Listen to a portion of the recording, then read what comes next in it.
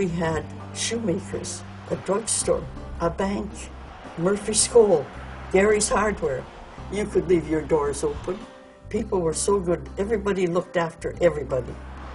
Born and raised here 38 years, and you got all kinds of people. It's a mix, old European. People from every ethnic background, every walk of life. You've got it all. Probably the nicest geographic area in the city. You're right on the river. You can look across and see the island. I mean, it's got a lot of assets, but the train tracks running through and the old warehouse district and the rundown stores and the beat-up apartment buildings. I think there's a lot of good people who live here. I think a lot of the problems are the high incidence of bars in here. Well, I'd like the stigma to go away. Crime, prostitution, drugs. It's not an area that people want to come to, whether they live in Thunder Bay or if they're tourists.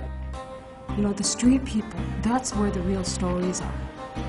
And that's the ones that are never told.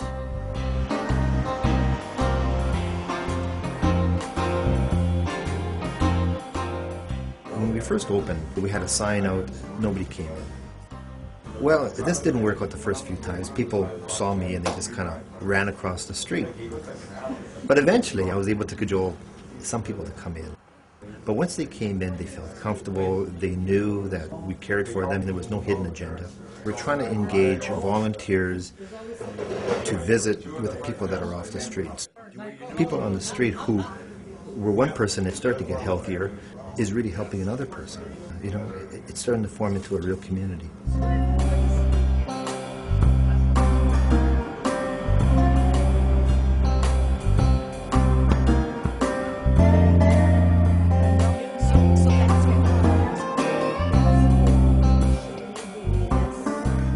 I don't know if everyone's familiar with the Thunder Bay Coalition Against Poverty. They're starting something what they're calling New Beginnings. We came into this neighborhood really not having a strong resident presence in the project, and right now we have a strong membership of residents themselves who live here who are really excited about the project. I have a real huge vested interest in this area. I've lived here my whole life within a 6-block radius. I have children that still live here. I have a mom that still lives here. My sister lives here. I want the community to stay alive. There are still some really good core values here with the neighbors that still live here. I'm positive that we can move the community forward rather than just letting it stagnate. We like the idea of doing the welcome sign on each end of Simpson Street.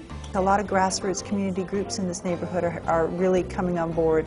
They're recognizing the need now that if everybody starts collaborating and working together, they can really make a change.